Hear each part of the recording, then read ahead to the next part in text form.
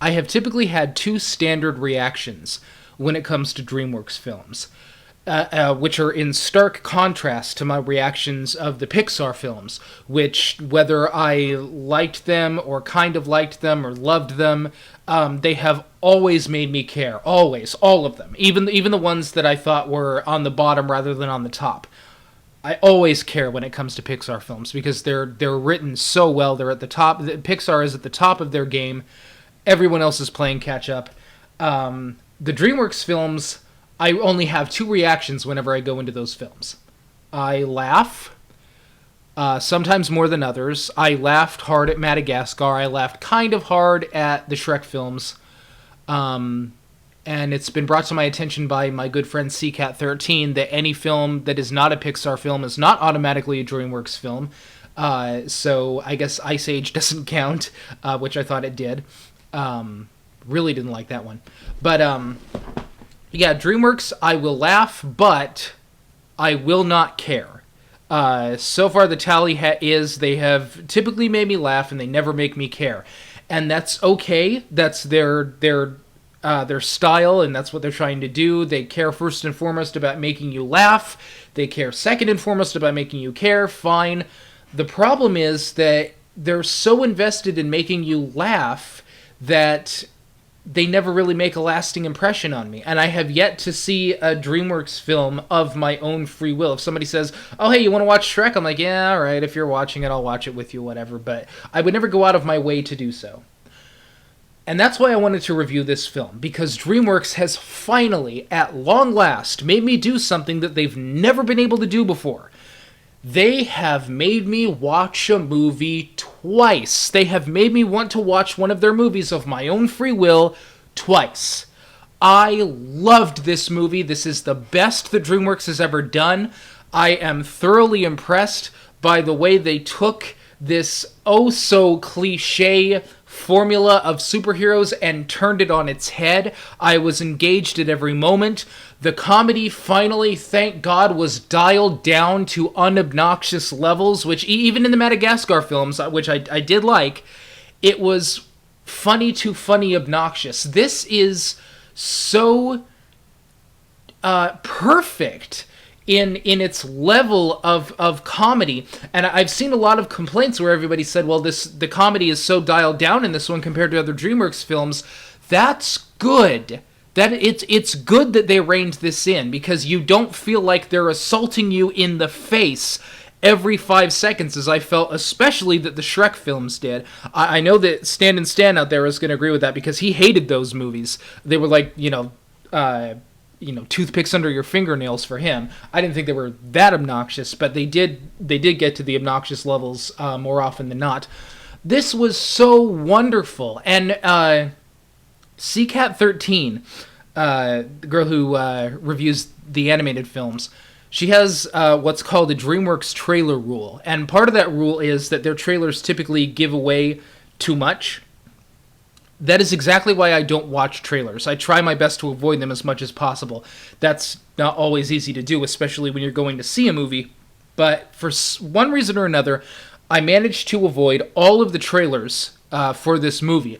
And thank God, because they gave everything away. I was completely surprised throughout. I had no idea where they were going with this.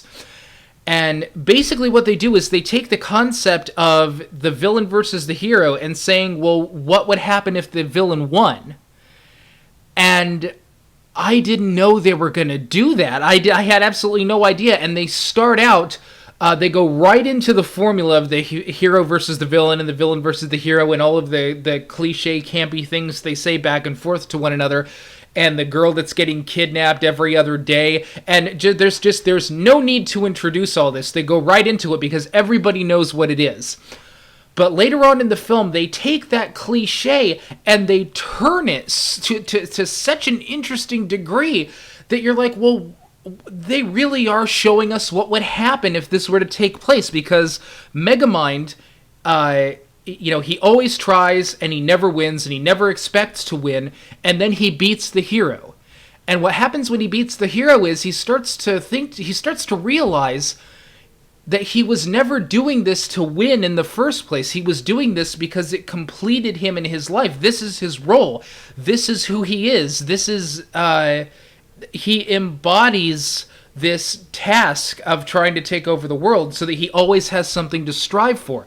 As soon as he beat Metro Man, he has nothing to strive for. And that, for the first time in a DreamWorks film, that was the most relatable thing, at least for me, and I think for a lot of people, that I had ever seen them do. And I started to sympathize with him. I'm like, gee, without even realizing it, he took his whole identity away. And at that moment, when he's standing on the little memorial, not memorial, the thing that they built for in honor of Metro Man, when he's standing there and he's talking to the statue, that all of a sudden when I really started to care about this, because for pretty much any character to lose their sense of identity, no matter what their role is, that can be a very interesting thing. But when a supervillain does that, I don't think anyone has ever thought of this before. What would happen if the supervillain suddenly became aware that he is the supervillain and he's aware of what he lost, and he starts to realize that everything he was doing was making him who he is, and as soon as he wins, he automatically loses. I mean, it's not that existential. I'm not saying that this is like the most, thought-provoking thing ever made, but in the context of the superhero-supervillain dichotomy, that is a very interesting idea, and it's an interesting take on this that I don't think has ever been explored. So two things happen after this. The first is that Megamind gets the idea to create a new superhero just so he can have someone to fight, because now he needs something to strive for. And then we get into the Titan character and that whole thing.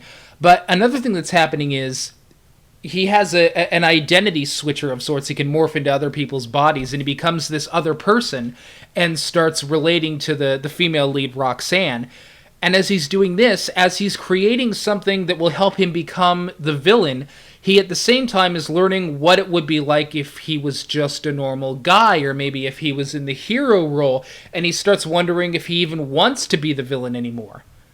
So what the writers are ultimately doing here is giving you a very tight 3-act structure, where in the first act, we see Megamind as the typical villain that we're all familiar with.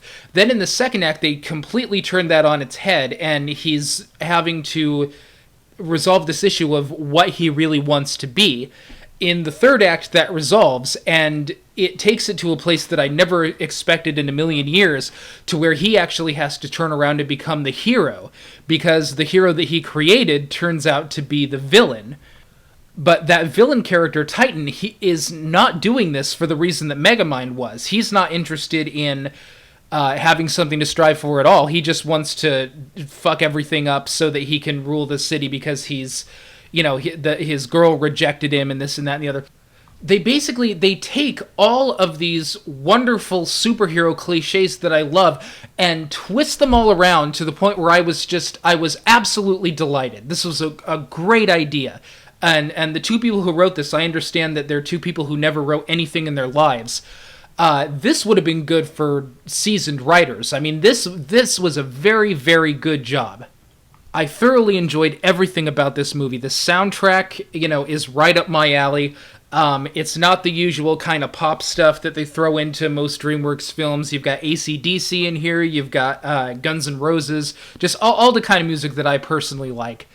The story elements were very well used. I love the way that they used the identity switching watch that he has, the dehydration guy. Everything that they put into the story, they use in such an interesting way. There are a lot of genuine surprises at the end of this movie with regard to who's really coming back and who's really saving the day.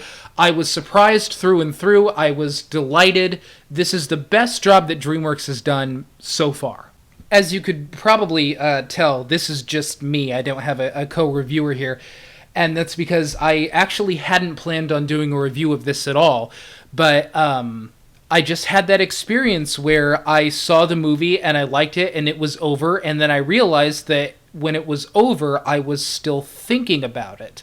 So I had to watch it again, and when I watched it again, it was over, and I was still thinking about it. So I had to watch it again, and I had to watch it again, and I've seen it about 5 times now. It's not like my favorite movie or anything, but especially for a DreamWorks film, this is very impressive. And I wanted to take just a few minutes to give this movie a pat on the back, because if DreamWorks keeps on doing films like this, I don't think I'm going to have anything to worry about going to see their films anymore. So that's really all I wanted to say. Great idea, great execution. Comedy was at the right levels. The story elements were perfect. The characters were great. Titan is a villain that you love to hate, and then he turns into a villain that you just hate. That metamorphosis was wonderful. Roxanne Ritchie, who is everyone in this movie knows who they are. Roxanne Ritchie is the reporter that gets kidnapped so many times that she wants them to stamp her frequent kidnapping card. The Metro Man, thinking about whether or not he even wants to be here anymore. All of these decisions, the movie was ultimately about people's decisions. And that's what I liked about it, and I loved the taking the superhero thing and turning it on its head. Everything about this movie worked for me. It just worked. Great job. Loved the movie. And if anybody employed at DreamWorks is listening right now, keep it up. That's how you do it.